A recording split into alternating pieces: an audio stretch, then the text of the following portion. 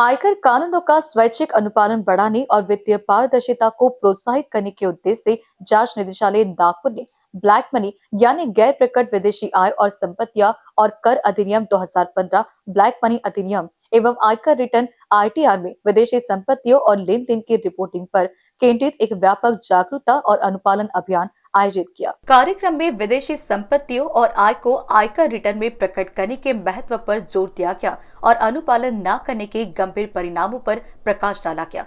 कार्यक्रम नागपुर के via auditorium में आयोजित किया गया था। इसे वीआई टैक्सेशन और corporate law forum, Vidarbha tax practitioners association और आयकर जांच निदेशालय नागपुर के सहयोग से आयोजित किया गया। कार्यक्रम में करदाताओं, कर प्रैक्टिशनर्स, व्यवसायियों और आयकर विभाग के अधिकारियों ने उत्साहपूर्वक भाग लिया। कार्यक्रम के मुख्य अतिथि आयकर प्रधान निदेशक नागपुर वी विवेकानंद थे। उन्होंने अपने उद्घाटन भाषण में इस अभियान की दिशा तय की।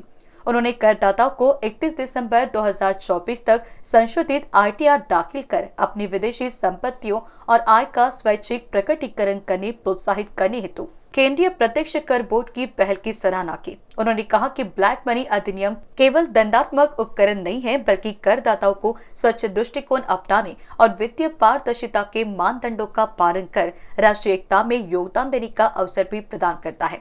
शिक्षा और जागरूकता अनुपालन प्राप्त करने की पहली सीढ़ी है। मुख्य वक्ताओं में आयकर संयुक्त निदेशक बाला सुब्रमण्यम और आयकर उप निदेशक सृष्टि चौरसिया ने प्रस्तुतियां दी। चौरसिया है, मैं इनकम टैक्स डिपार्टमेंट में डीडीआईटी हूँ और आज हमने यहाँ पर एक ब्लैक मनी एक्ट के अवेयरनेस के लिए एक कैंपेन रखा था, जिसमें यहाँ पे के नागपुर के सीएस और यहाँ के टैक्स प्रैक्टिशनर्स इन्होंने सहभागिता किया।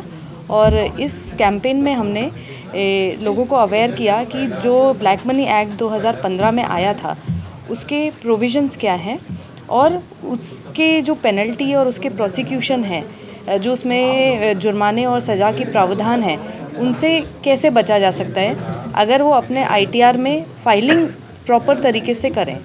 यानी आईटीआर में बहुत सारे ऐसे शेड्यूल्स और सेक्शंस होते हैं जिसमें आप अपने विदेशों में जो आपके असेट्स हैं और आपकी जो इनकम है उसको आप अगर यहाँ पे डिक्लेयर करेंगे तो जो ब्लैक मनी एक्ट के प्रोविजंस हैं उनसे बचा जा सकता है।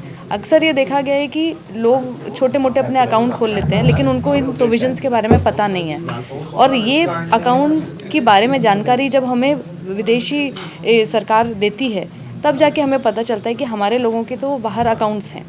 तब जाके हम हमारे रेजिडेंट्स का केस खोलते हैं और फिर वो सरप्राइज़ हो जाते हैं कि हमें तो पता ही नहीं था कि रिपोर्टिंग करनी थी। तो बहुत बार ऐसे होता है कि कुछ छुपाने के इरादे से नहीं किया कि उनको रिपोर्टिंग नहीं करनी थी। बहुत बार ऐसे होता है उन्हें पता ही नहीं था कि उन्हें रिपोर्टिंग करनी थी। इसी पर्पज़ के लिए हमने ये आज अवेयरनेस कैंपेन ऑर्गेनाइज़ किया और ये वीआईए और वीटीपीए और इनकम टैक्स डिपार्टमेंट की सहभागिता से ऑर्गेनाइज़ हुआ। ये बहुत ही सक्सेसफुल प्रोग्राम रहा।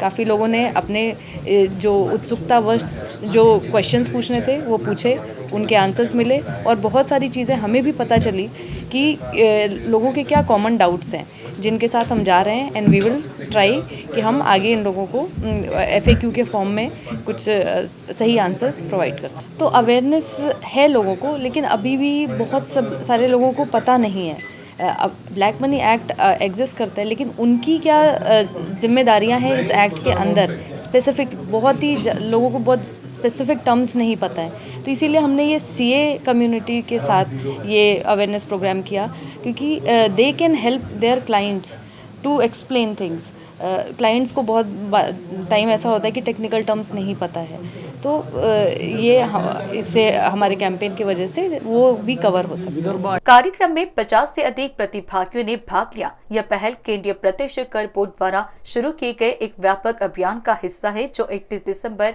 2024 तक विदेशी आय और संपत्तियों को प्रकट करने की तात्कालिकता पर बल देता है। कार्यक्रम में वीआई के उपाध्यक्ष आशीष दोषी, वीटीपीए के अध्यक्ष सी महेंद्र जैन, OS बकड़िया, सीए नरेश जाखोटिया, जगजीत भाटिया, जेठालाल रुहियाना, अजय वासवानी, अजय सिंह, अनिल केडिया, राकेश खट्टर आदि उपस्थित थे। कैमरा पर्सन सुभाष बुटले के साथ क्षितिजा देशमुख की रिपोर्ट।